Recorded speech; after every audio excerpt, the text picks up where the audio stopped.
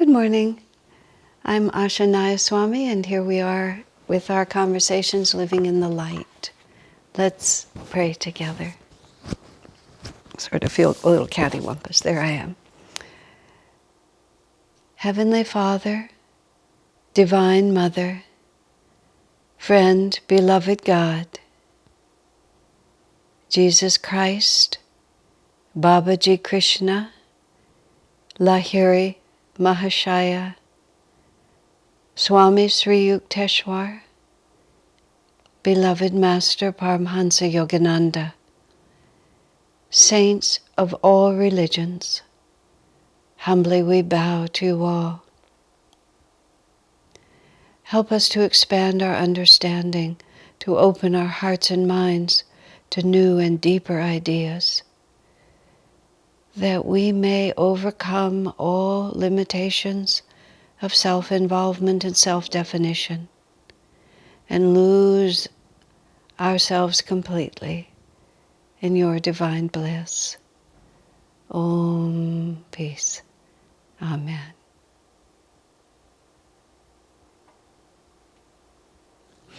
I was a little distracted when I started praying because I was so concerned about my blouse, my microphone and everything. I was remembering a little one of those marvelous children things, letters to God. One of the letters to God was from a child who said, "Dear God, if you look carefully next week when I go to church, I'll show you my new shoes." And I always have this picture of some little child sitting in the pew, just all involved, pulling her feet out and making sure that God can see her new shoes. I mean, that's, of course, why not? It's exactly how it is. In the apparitions of Mary in Rwanda, somebody sent me, because I've referred to these things often, somebody sent me a documentary film about those apparitions. It's really quite beautiful. But the girls were so ingenuous, and Mother's relationship to them was so natural. And of course it would be. That's a hard thing that we have to understand, is that of course it would be, because God is our very own, and we have this picture of these spiritual figures, which is true, which is that their consciousness is very, very different than ours, seemingly.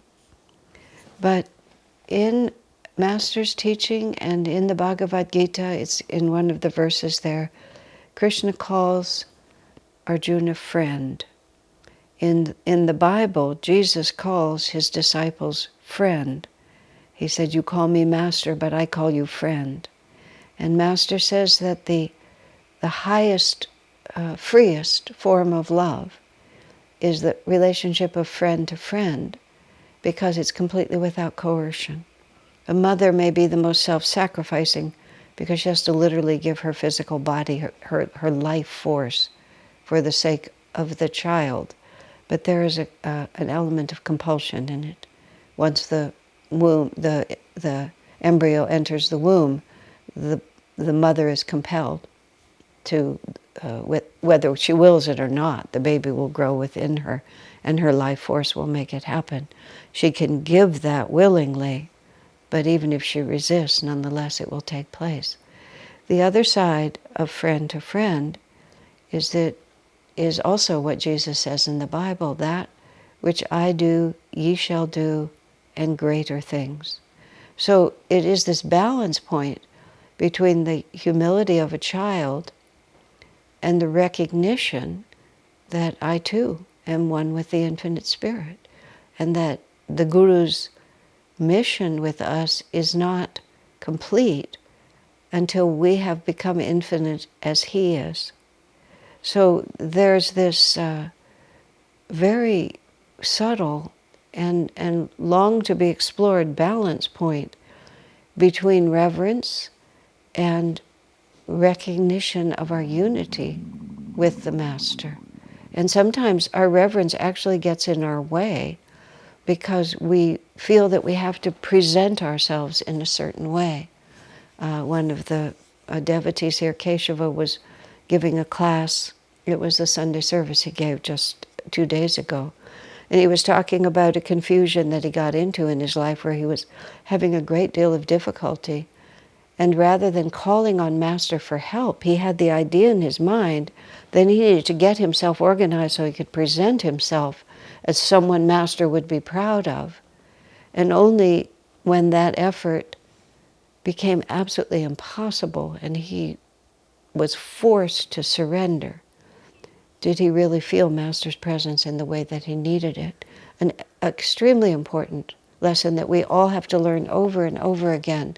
Another friend of mine who died of cancer about a year ago, before he passed, he had gone through truly intense treatments in an effort, and he postponed his demise, but he wasn't able to postpone it very long. But at the nadir of the debilitation that was created by the combination of the cancer and by the treatment in an effort to stop it, he, who was a very strong-willed man, basically said he reached the absolute limit of his own strength. But of course, when he reached that limit, he said this door opened for him that he didn't even know was there. And he discovered a relationship with God and Guru so much deeper than he even imagined was possible. Now, what I'm describing is the surrender, but what I'm also describing is the intimacy. And that's one of the things that friendship gives us. When we have a friend, there's no role that has to be played. This is why Master called it the freest relationship. A friend is chosen and is not compelled. So if we're friends, it's because of my own free will. I embrace this. And the ideal of friendship is this complete freedom with each other. And what is it that we want to have with God and Guru? Complete freedom. What is it that we imagine as the best when we think of an intimate relationship of any kind? Is that there's absolutely no need to pretend. As I am loved. And that's an extraordinarily liberating experience. I've had a few friendships in my life, one in particular with a woman friend. As I am loved.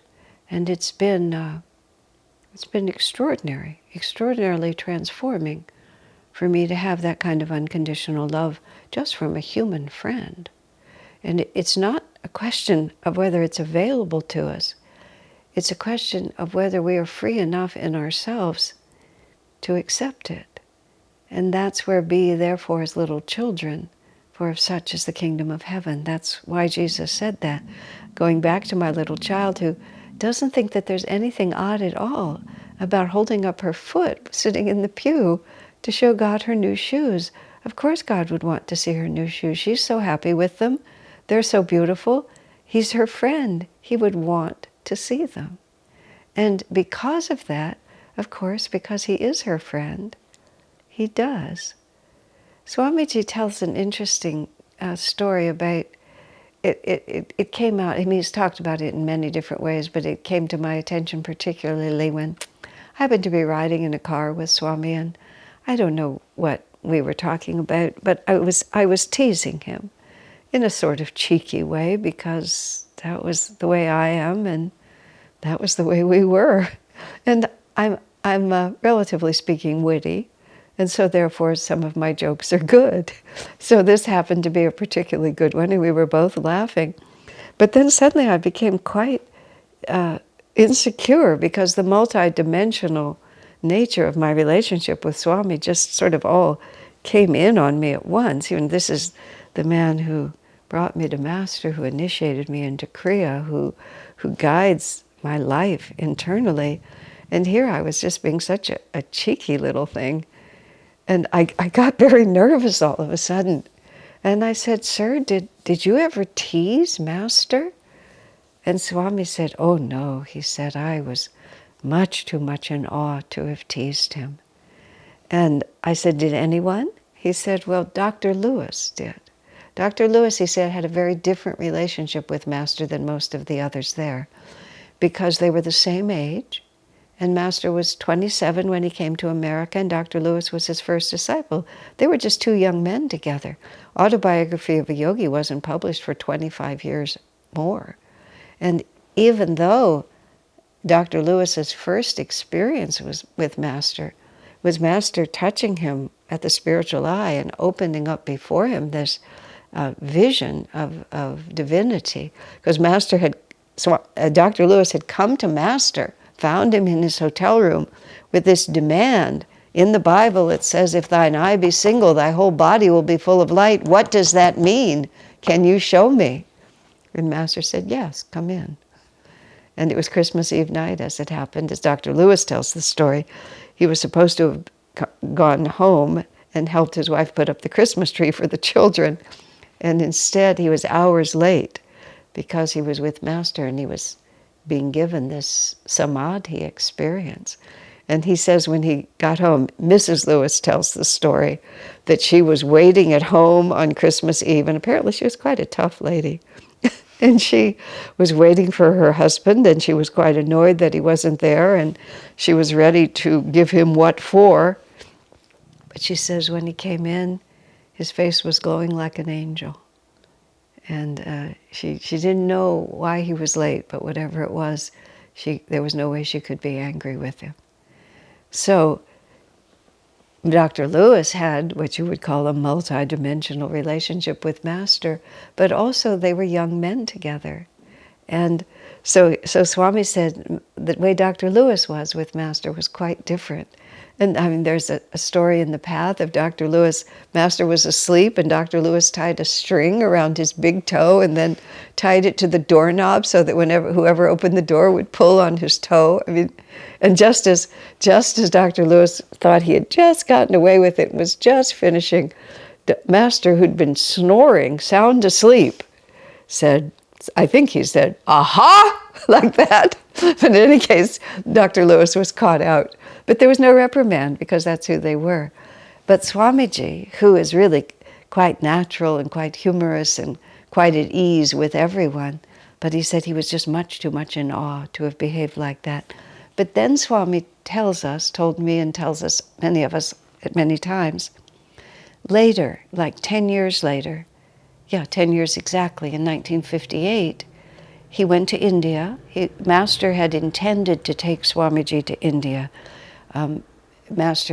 Every year, Master planned to take a trip to India, and he was going to take Swamiji with him. Swamiji was going to travel around lecturing about self-realization and then preparing the way for Master to come. But Master died March 7th, 1952, and their trip was planned for later that year, so of course it never happened. So in 1958, when SRF wanted to send an emissary to India to help strengthen the work there, because Master had always planned to take Swamiji, the board of directors decided that Swamiji would be their representative. So in 1958, Swamiji and Dayamata and Anandamata and was it Sahajamata, one of the other nuns, went to India. The women stayed for some months, maybe even for a whole year, and then left Swamiji there for the next 3 years. And Swamiji we all knew about, he knew about Anandamoyi Ma, because Master had written about her in Autobiography of a Yogi, the joy-permeated mother. Ma lived until, I believe, 1982. Certainly, I think it was about 1982. So she was in the body, and so Swamiji made it a point of finding her, and developed an extremely close relationship with her. He was her son, her spiritual son, and he spent many, many days over the course of the years. He spent many, many days with her. And the end of all of this says, after 10 years, Swamiji was much deeper on the spiritual path, had a much more profound understanding of what it was to be a devotee. And so he was completely at ease with Ma. And he said with her, he had the kind of completely free and natural relationship he said that he had been too young to have with Master. And and with the specific question, did you tease? He said yes, with Ma. He was able to do that. And because we're talking about attunement, all of this is really very much to the point. Attunement is all of the spiritual path. All of the spiritual path is the natural outgrowth of who we are already. And this is again one of the many very deep lessons that over all these decades, I've just been working my way through on deeper and deeper levels to understand this. The problem is a very simple one, is that we ourselves don't know ourselves. That at least I'll speak for myself. It's just there's so many, we have so many different levels of our own being. When I think back about my beginning years on the spiritual path, there was a very specific reality that some of you have heard me express, but it's very relevant now. I was raised Jewish, so I had no experience of Christ. Thankfully, I had no prejudice. It was a blank slate, essentially. So my first year at Ananda, which was 1971, my first Christmas, was the first time, of course, growing up in America, I had been surrounded by images and ideas about Jesus, but 1971 Christmas was the first time I participated in anything. I was in charge of the kitchen. Swamiji wanted an Indian banquet for Christmas Day. It was the first year when he really put together the 3-day celebration in the way that Master had done it. An all-day meditation, social events on Christmas Eve, then on Christmas Day, a service, a celebration, followed by an Indian banquet, after which Swami would give what I called the State of the Union address, the state of our union with God. But it was like the State of the Union address, and every year on Christmas we would sort of hear about where we had been and where we were going, because it was Master's habit to do that. You see, I was talking yesterday. Swamiji just modeled his life on Master's way. Master had an Indian banquet, so why don't we have Indian food? Part of it is sentimental, and I was speaking about Indian food yesterday. Part of it is sentiment, meaning is God reminding. And part of it is there are lessons in these things, so let's do it. And Master always spoke after Christmas banquet, so Swamiji always spoke after Christmas banquet. We're going to make our decisions on some basis, and that basis is going to be influenced by something. So why not have it be influenced by the highest that we know? When I was speaking yesterday also about how I finally realized that my way of cooking was simply the way Swamiji liked. It was practical because that's why I had learned, but it was also, I'm going to be influenced by something. I might as well be influenced by him. And it's a very, I want to finish about Christmas, but that's what I'm trying to get across, which is very subtle, which it's not like we become someone else. Just speaking of the story that Keshava told about himself, that we think we have to be something else to be a devotee, and that is the fundamental block. That is the fundamental block, not who we are, but the thought that we can't be who we are, that we have to put something else forward or reach a certain level. Or Swamiji, I remember one time there was this man who was in a great deal of trouble. He'd gotten his desires had run away with him, and his aspirations and his inclinations were at war, and he was just in this big snarl. And Swamiji really wanted to help him, but the man never opened him up to Swami's help. And Swamiji said, I can't seem to get through to him. He said, he's convinced he has to solve the problem before he presents it to me. He said, and I can't seem to get through to him that if he just comes to me, I can help him solve it. And so as a consequence, the man would just basically, it just like, how much do I open to God? If the sunlight is shining on the window, the full sunlight is shining on the window. How much gets into the room is a question of how wide we open the shades. It's not a question of the sunlight. It's not a question of the presence of the sunlight or the commitment of the sunlight to come into the room. It's entirely a question of how much we open the shades. This is why St. John said about Jesus, as many as received him. I mean, that's the decision point. As many as received him. To them gave he the power to become the sons of God. In other words, Jesus had the power to make us like him, to liberate us from delusion, to become self-realized. And he would do that for everyone who received him. Now, receiving, again, is multi-leveled. There's the opening as far as we are able to consciously.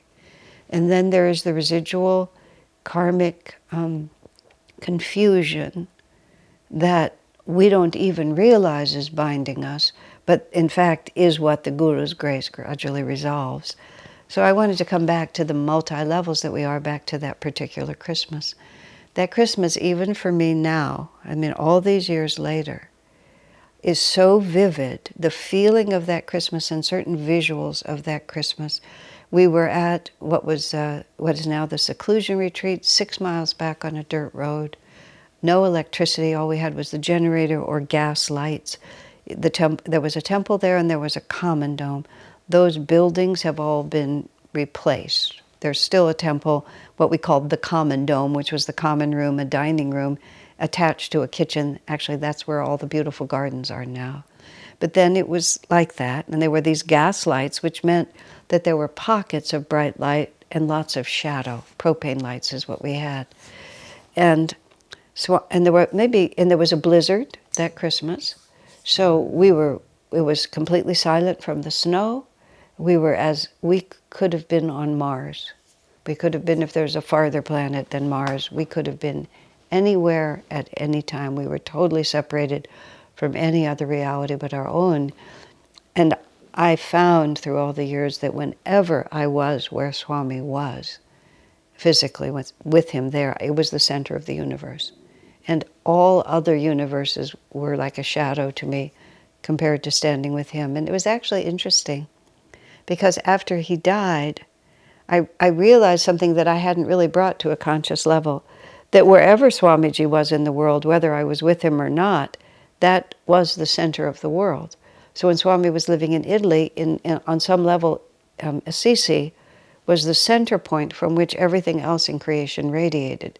When he was living in Gurgaon in India was the center point. And when he died, when he left his body, I was actually in the room with his body when I and others went to Assisi right after he died, before the coffin was sealed. His body was right in front of me, but he wasn't there. And it was a very strange, disconcerting experience, because there was no geographic center to creation anymore. And it was very odd. And I remember sitting there, and I looked at his body, which was just feet in front of me, lying in the coffin with flowers all over it. And I tried to feel, I know what happened. It was during a service, and they over the loudspeaker, they played a recording of his voice. And it was very vivid and lifelike. And so I looked to the speaker because I thought the speaker was the center of the universe.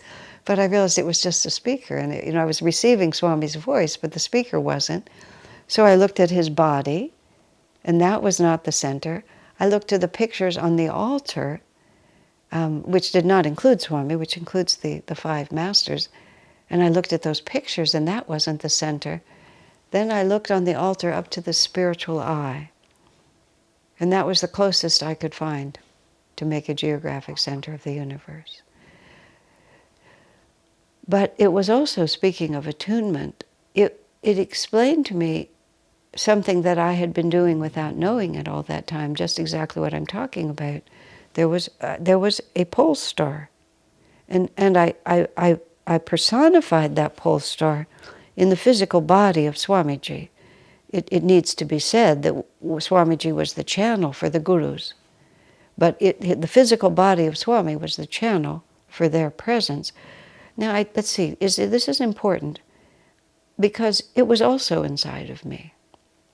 And Swamiji was inside of me, because I was physically separated from him from 1987 on, I never lived in the same community that he lived in.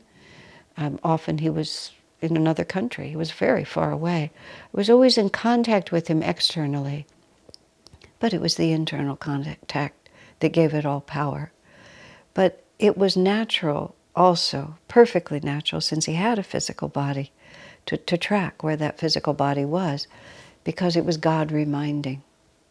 And that would be the right word. It's just like we keep pictures. I look at pictures, I have relics. All the books that are behind me, these particular ones, almost all of them are the autograph copies I have of Swamiji. I don't usually use these. I have other books upstairs that I mark up.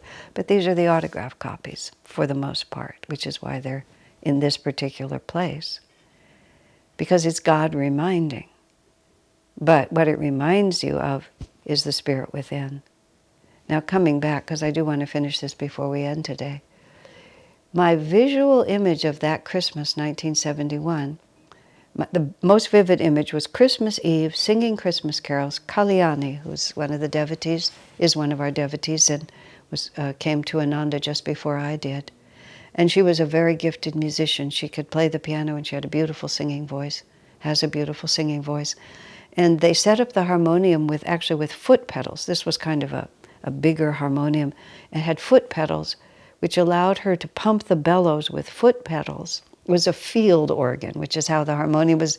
The harmonium was invented by English missionaries going into the field who wanted to be able to play their hymns.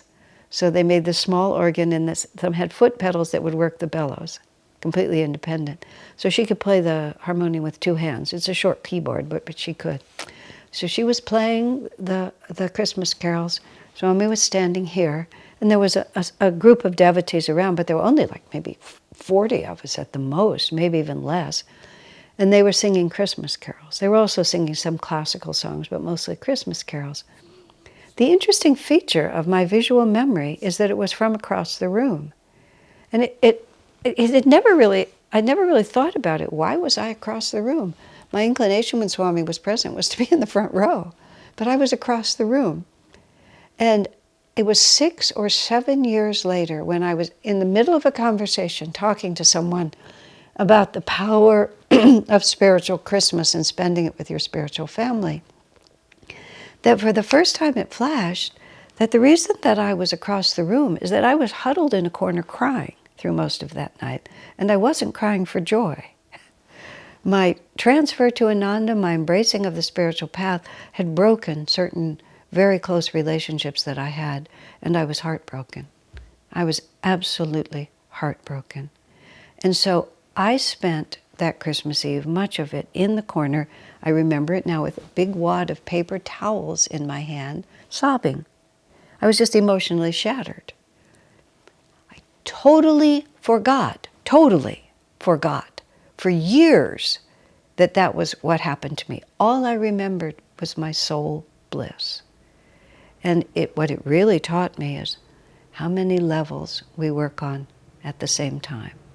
And we can't clean house. That's why we have Kriya. That's why we have the grace of God. That's why we have selfless service, because it's complicated to clean house.